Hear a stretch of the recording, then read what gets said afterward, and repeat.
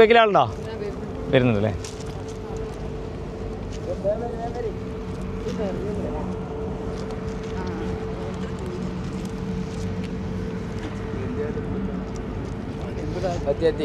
എത്തിയല്ലോ അല്ലേ? അസ്സലാമു അലൈക്കും വറഹ്മത്തുള്ളാഹി. ഇതാണ് മുസ്ദലിഫ. നമ്മളിപ്പം അറഫയിൽ പോയി, അറഫയിൽ നിന്ന് നമ്മൾ നേരെ വരേണ്ടത് മുസ്ദലിഫയിലേക്കാണ്. ദിവസവും സമയവും മാറ്റമുണ്ടെന്ന് മാത്രം. അറഫയിൽ പോവേണ്ടത് ദുൽഹജ്ജ് 9 ളുഹറിന് ശേഷമാണ്.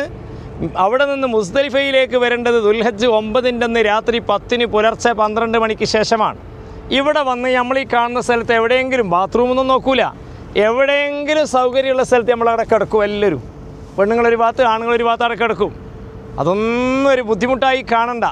ആ സമയത്ത് ഏറ്റവും സുഖമുള്ള ഒരുറക്ക് ഇവിടെയാണ്.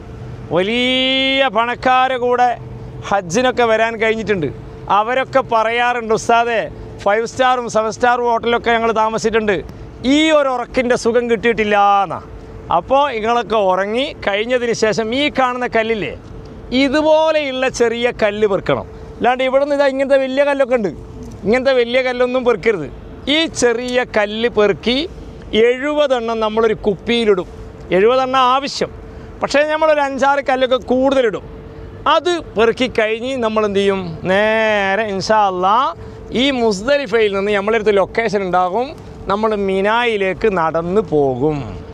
മിനായിലെ ടെൻറ്റിലെത്തി കഴിഞ്ഞതിന് ശേഷം ദുൽഹജ്ജ് 10 പുലർച്ചെ നമ്മൾ ജംറത്തുൽ അഖബ, 3 ജംറ ഉണ്ട്, ഊലുണ്ട്, ഉസ്ത ഉണ്ട്, അഖബ ഉണ്ട്, ലാസ്റ്റ് ജംറ. അന്നത്തെ ദിവസം ജംറത്തുൽ അഖബൻ്റെ അടുത്ത് പോകും. അവിടെ ഇങ്ങനെ ഒരു ഫുള്ളില്ല, ഒരാഫേ ഉള്ളൂ. അതിൻ്റെ ഉള്ളിൽ വലിയ ഒരു സ്തൂപമുണ്ട്, ഒരു തൂണുണ്ട്.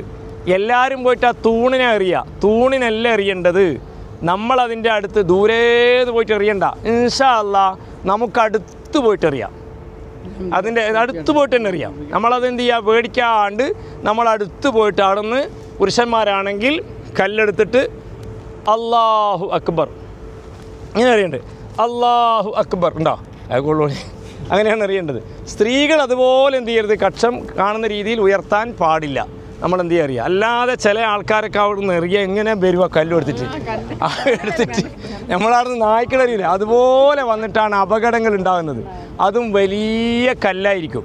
അതല്ല, ചെറിയ കടലമണി പോലത്തെ കല്ലെടുത്തുകൊണ്ട് അവിടെ ശൈത്താനെ നമ്മൾ എറിയണം. ആ ജംറത്തുൽ അഖബയിൽ 7 പ്രാവശ്യം എറിഞ്ഞു കഴിഞ്ഞാൽ അങ്ങോട്ടേക്ക് നമ്മൾ പോകുന്നത് എങ്ങനെയാണെന്നറിയോ?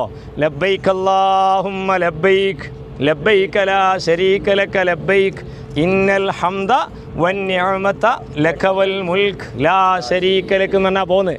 കല്ലേറ് കഴിഞ്ഞാൽ നമ്മളവിടെ ഒന്നും ഒരുമിച്ച് കൂടി അവിടെ നിന്ന് തിരിച്ചിങ്ങോട്ട് പോരെ എങ്ങനെയാ?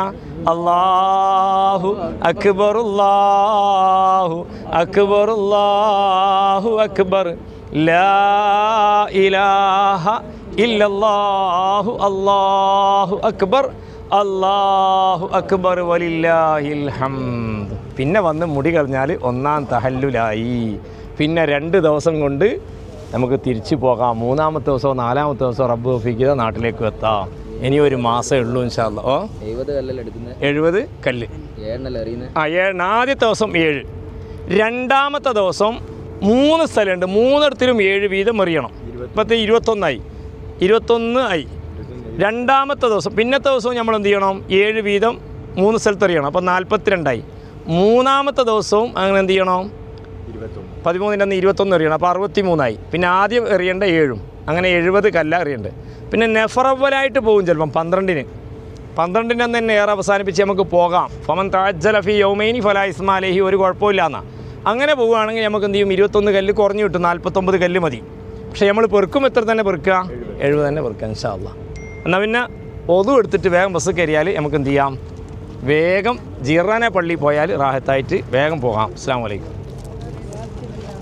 ഓ അവിടെ നിസ്കരിക്കാം. അതാ ഒതു അവിടെ നിന്ന് എടുക്കാം, അവിടെ ഉണ്ടല്ലോ സൗകര്യം. ഇവിടെ ഒതു ഉള്ളവരെ എടുക്കണ്ട, ഇവിടെ അവിടെ നിന്ന് എടുത്താൽ മതി. ഇതാ ഒതു അവിടെ എന്തോ പൂട്ടിക്കാൻ തോന്നുന്നുണ്ട്.